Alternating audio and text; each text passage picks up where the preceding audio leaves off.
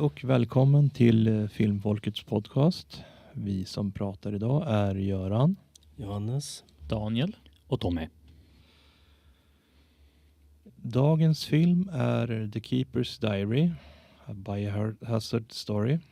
Så det är en ny sak som vi testar nu, att göra lite små recensioner på kortfilmer. Så det här kommer att vara någonting som vi testar nu under ett tag. Filmen i korthet är att den är baserad på ett dagboksinlägg från första spelet. Och då är det så att YouTube-kanalen The Residents of Evil har liksom gjort ett fanprojekt med dels en av de här originalskådespelarna från första spelet. Charlie Kraskowski som spelar själva rollen, men rösten görs av Joe White. White, så jag ska uttala så. White. Vi ser, vad skulle du mer kunna säga? Ja, det är intressant. Det har liksom återskapat en väldigt ikonisk del av det första Resident Evil-spelet. Då hittar du den här bunten papper då, som dokumenterar en som är smittad av den här typiska zombiesjukan då, och genom det då dokumenterar hans förfall till total zombie då. Och filmen speglar ju det här då med korta scener däremellan då, med den här berättarrösten, The Keeper, som har skrivit det här, och hur hans upplevelse liksom visas då. Ja, det är rätt stiligt gjort, och de har ju lagt ner en överraskande mängd pengar på det, om man säger så. Så det var ju, vad jag förstår, sådana här crowdfunding-projekt. Och de kan ju nå ganska höga budgetar. Så det är frågan om sådana pengar hamnar i kompetenta händer, och det kan man ju tycka. Gjorde det den här gången i alla fall. Ja, de har ju verkligen hållit sig sann till originalprodukten. Mm. Skådespeleriet är lite, inte det bästa, men det funkar. Det är okej. Jag tyckte det var bättre än Det är godkänt. originalspelet. Ja. Jo, sant. På så sätt så är det ju också sann. Jag tror att originalspelet är väl skrivet på ett speciellt sätt med tanke på att det är ju dels skrivet av Capcom från Japan, och då är de väl tvungna att skriva det på det sättet med tanke på att många som är från Japan har väl svårt att förstå liksom engelskan, och då kanske man är tvungen att korta ner engelskan och göra den så tydlig som möjligt, och då för oss som är van vid att läsa, tala och skriva engelska, att då, det här låter inte riktigt korrekt. Mm. Men det jag tycker är kul med det här, det är ju att de har ju lyckats få tag i vissa av de här skådespelarna som var med i första spelet, alltså just öppningen. Och det har ju varit liksom ett projekt som många har försökt göra under en väldigt lång tid, med tanke på att när man kollar i credits på slutet och när det står vilka som har gjort de här rollerna, då står det bara förnamnet. Det står inget efternamn. Så det har ju varit liksom rätt svårt för de som har velat ta kontakt med de som har gjort rollen. Sen så är det ju några som har lyckats sen tidigare, och så sedan så var det väl just att den här YouTube-kanalen ville göra det här projektet bland annat, och frågade just Charlie om han ville liksom spela rollen som The Keeper. Och han tyckte ju bara att det var roligt för att bara få göra en sån här grej igen. Med tanke på att hur många år sedan är det? Det är väl över 20 år sedan det här spelet kom ut. Jo, det är inget nytt spel. Det är nästan 30 år nu, tror jag. Och 96, 97 tror jag. han visste ju liksom inte att i västvärlden så heter det ju Resident Evil. Och i Japan så heter det Biohazard. Mm.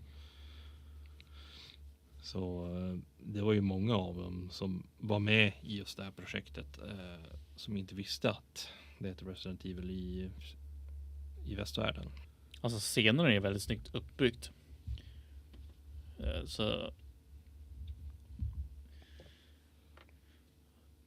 $55,000 känns som en hög budget för en sån kort film, men när man kollar på kvaliteten så känns det som att ja, de har gjort jävligt bra med $55,000.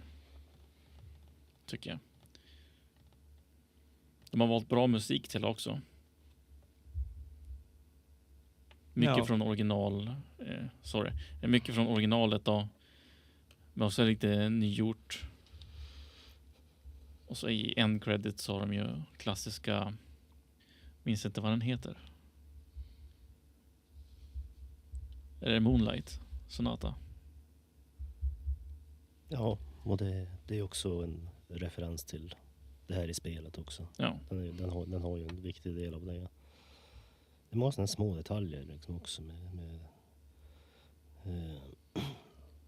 Costume design också var riktigt bra. Och så det här med låsstyrkandet och allting. Det är liksom väldigt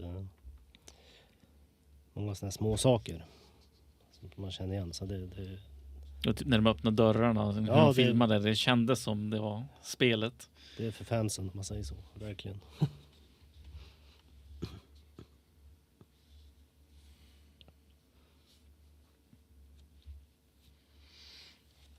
Sen också när man kollar på bilddesignen så är det ju liksom det finns ju liksom lite Easter eggs här och där, bland annat liksom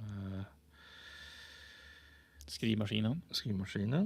Sen har vi vissa affischer också. Jag vet inte detaljerna till dem, men det finns ju de som har gjort bättre research än vad jag har gjort just nu, med tanke på att vi gick ju bara on the fly så att säga, men liksom det jag skulle också komma till är ju att jag kommer ju liksom att lägga en länk till den här filmen nu i beskrivningen på det här poddavsnittet, så att om ni vill kolla på den så rekommenderar jag den starkt. Samma här. Den är ju kort så att det Den är ju typ 20 minuter, så att det är en riktigt bra film för att vara så kort. Sen gillar jag ju referensen på slutet med när städaren. Det är liksom en grej med att när man har skjutit zombiesarna i spelet och de verkligen har dött, och så sen så lämnar du rummet och sen kommer du tillbaka, då är de borta. Yep. Då är det liksom som att det är ett skämt att men det har varit liksom där liksom en städcrew och liksom städat bort zombiesarna liksom. Det är lite hilarious tycker jag. Men rolig liten Easter. Ja. Sen var det också kul att se liksom det var ju något kommande projekt också som de hade där i slutet. Var det Third Energy Crisis? Ja. Någonting Energy Crisis var det. Den hette. Ja, det kan stämma. Alltså den animerade ödlan, den var ju inte det bästa. Kvaliteten på den var högupplöst och grejer, men ja, designen känns som... Ja, du menar Hunterna? Mm. Det är ju ändå... Alltså det är sant till materialet, men det ser weird ut. Alltså det... Jag tyckte den kändes lite onödig också, för den används ju inte i storyn, lite, sorry, spoiler typ. Men de hade ju hyrt in en 3D-modellerare och animatör för att göra den där modellen och sånt specifikt för filmen. Så jag tycker det känns som lite grann av en onödig utgift. Visserligen, men det kanske var typ att det var någon grej så att de ville vara typ sann till själva dagboksinlägget. Mm. Och det var ju liksom en av de här forskningarna som de gjorde just i det där labbet. Och det var ju en av alla de här forskningarna. Ja, jag tror fortfarande de hade kunnat kommit undan mer om de hade gjort en, liksom gömt undan modellen lite mer i mörker och liksom inte fokuserat så mycket på den. Jag håller med. Den skulle inte varit så tydlig. Mm. Det skulle bara varit i liksom skuggan som sagt. Mm. Man kan höra den och så. Och det här man ser genom dens ögon. Mm. Det var helt okej, tycker jag. Men sen när man fick se den i all helhet, man skär sig lite grann. Behövde inte riktigt de här close-up. Nej. Det är också en sak. De hade väldigt mycket close-up shots på allas ansikten hela tiden. Nästan varje scen var det close-up på dem. Mm. En sak att tänka på där är att just den här sekvensen med den här Hunter-varelsen i buren, det är ju någonting som inte är med i alla versioner av den här dagbokssamlingen. Mm. Så det är någonting de har valt att göra.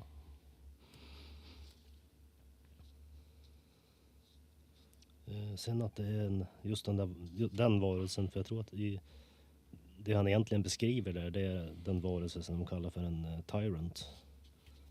Men i den här sekvensen så är det en hunter. Mm.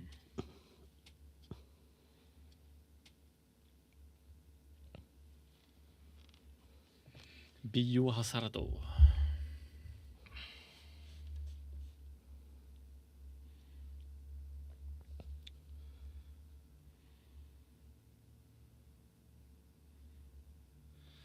Jag undrar om det är något mer man ska ta upp.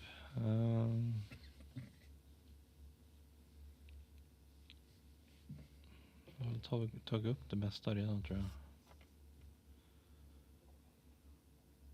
Det är väl frågan om det är någonting som skulle kunna gjorts bättre. Det var väl det är väl den här med Hunter-grejen då, liksom, att de hade inte behövt. Kunde ha gjort det på ett annat vis. Ja, det tycker jag. De kunde ha skippat liksom att göra en 3D-modulation av honom. Bara liksom haft den som i skuggorna. Ljudet och så ser man genom deras ögon. Ja. Och så, ja. Mm. Bara implikationen att den är där. De står ju och kollar på den. Mm. De behöver inte visa den. Och då är frågan vad mer man kunde ha lagt på andra saker i sådana fall. Mm. Om man inte hade behövt lägga så mycket av budgeten på just den scenen.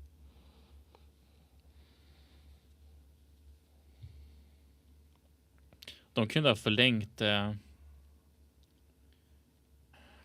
glömmer bort hons namn.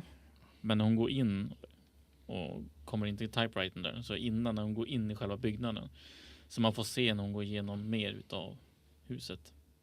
Jag för mig är det Jill Valentine hon ska vara. Ja. Japp. Det är just det, Jill. Det är det. Så man kunde liksom förlängt den delen. Mm. Bara för atmosfärens skull. Bygga spänningen liksom. Exakt. Mm. Och så skippa hela den här 3D-grejen. För det är ju ändå ett par minuter. Ja.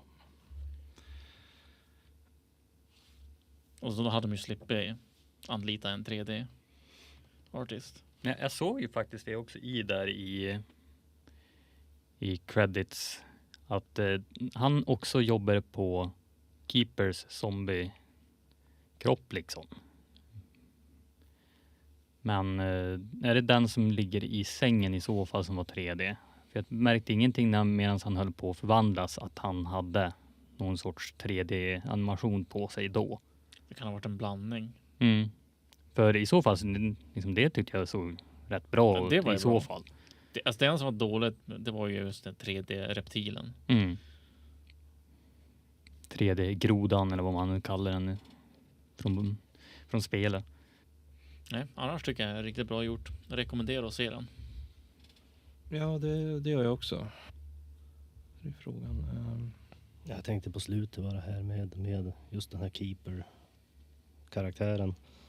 Jag har för mig att i originalet i spelet då, att det är han som kommer ut ur garderoben där. Och att sängen då är tom. Och det tror jag hade varit ett mer effektivt liksom skräckmoment. Ja, det håller jag med om. För det här var det ju liksom, då var det ju bara soldaten som var där inne. Så att,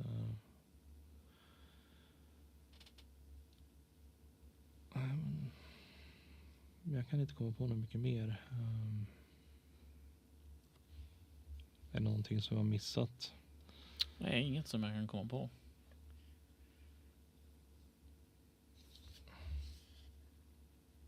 Jag har tagit upp det ganska relevanta liksom. Men då får jag önska er hej och hö för den här gången. Ja, Tack för mig.